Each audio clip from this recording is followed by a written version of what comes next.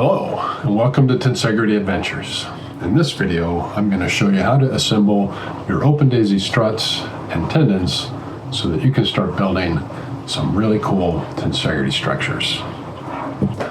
We'll use the same method no matter if we're making icosahedron, three-strut prism, or any other structure using the open daisy. The tendon assembly and strut assembly is the same for all kits. So let's get started.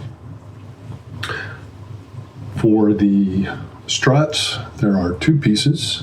There's this split ring right here, and the split ring goes on the end of the wooden dowel like this with the taper towards the end. You can see there are three little keeper tabs there that kind of show you which way it has to go in.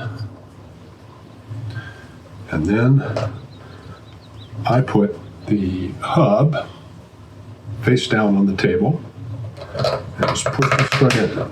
You can use a little force, but you don't want to push it so hard that you can't twist it. It is convenient while you're assembling the various structures to be able to twist these so your tendons come out exactly where you want them to. If you're sure you've got them twisted the way you want to, you can press them on very tight and then they probably won't come off. All right, so that is the strut assembly. Now let's assemble a tendon. The tendon works in a very similar way in that there is a small conical split ring, and the split rings for anelastic tendons are a little bit different than the ones for elastic tendons. The ones for elastic tendons have two little notches out of the top. And if you can't see that, I'll take a still and show you that. And the inelastic has a single notch. So we're going to do inelastic. So we're going to use two of these guys with single notches. And what I do is just snap the tendon in to the split ring. The split ring is split open wide enough that you can just push the split ring onto the tendon. And then we have lock rings. So each tip of the tendon is going to take a lock ring. This guy right here. You can see that. And the flared open end of the lock ring goes towards the tip of the tendon. And I'm going to go ahead and put the other lock ring on now, otherwise I won't be able to get it on after I snap on my second split ring. So now I've got two split rings and two lock rings, and the lock rings are around the way I want them.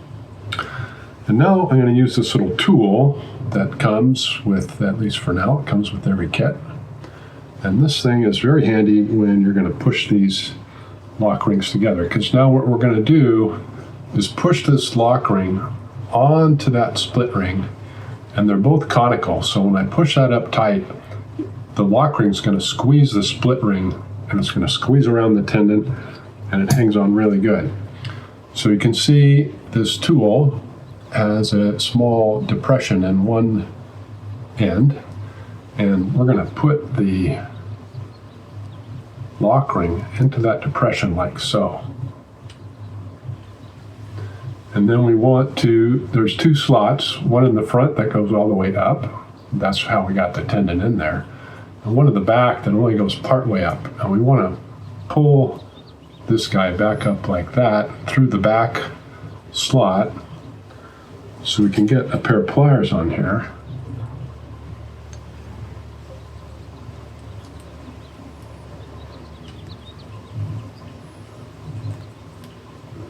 And squeeze that guy together like that. Squeeze right together like that. And once you've done a couple, they can start going pretty fast. And the layer lines actually create a little bit of a ratchet, and now that's a fully assembled tendon.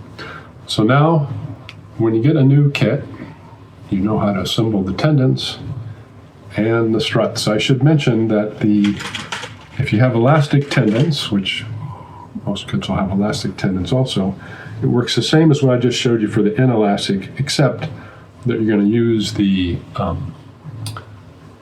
split rings that have two little slots on it, because that one's designed for the elastic. It grips the elastic a little bit harder than the inelastic.